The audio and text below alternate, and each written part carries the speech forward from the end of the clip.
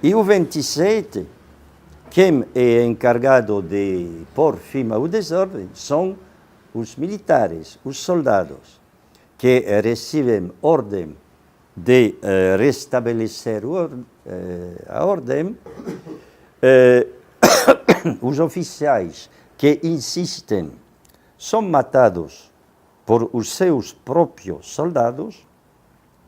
Um general de artilharia que ameaçava aos grevistas de tomar os canhões e disparar contra os grevistas, o general é matado por os seus próprios oficiais e praticamente a maioria dos soldados que não somente tomam partidos pelos grevistas, não somente matam aos oficiais que querem impor a repressão, sino que lutam com as armas contra outros soldados que aceitam impor a repressão. Ou seja, temos dezenas de milhares de soldados que aceitam o risco de ser fuzilados e que, evidentemente, quando temos o risco de ser fuzilados, para conservar a pele, para sobreviver, é necessário acabar com o regime de exploração. E que temos, no último dia de fevereiro, calendário russo, praticamente a capital está tomada pelos rebeldes, os soldados que ultrapassam as solicitudes dos grevistas, que eram aumento de salário, já com a intervenção militar dos soldados na rebelião, já é o regime czarista que já terminou. E o 1º de março de 1917, há um soviet da capital que tem a resolução, que toma a resolução, e a aparição do soviet na capital é uma propagação na toda a região de Petrogrado e no país. É o ressurgimento de 1905.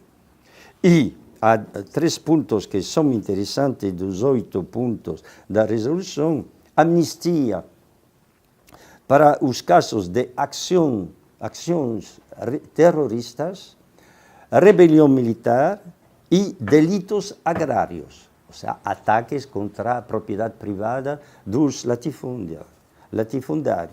E que significa, na prática, significa que os camponeses já requisitam as terras, requisitam o material agrícola necessário. E que, segunda consequência, quando os soldados que estão no frente, os soldados, evidentemente, a maioria são de famílias campesinas, quando aprendem que há um câmbio social, que o regime está quebrado, voltam para casa para participar da distribuição das terras. Então, a deserção, que oficialmente alcançava os 200 mil soldados, passa a 1.500.000.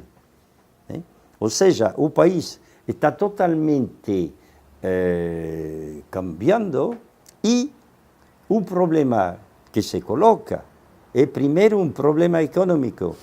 A gente não aceita a carência, a falta de carne, açúcar, farinha e pão. E, então, que pode ser a solução? Há 3 tipos de solução.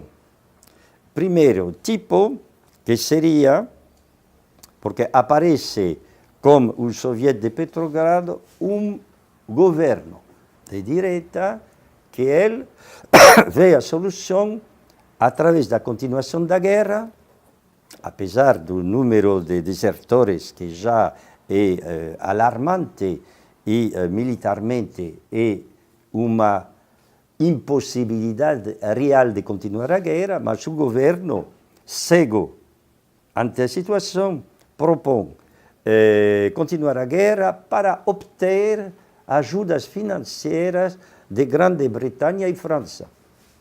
O que não é possível, porque esses dois países veem que militarmente a Rússia já é uma catástrofe. Já o exército é totalmente incapaz de continuar a guerra.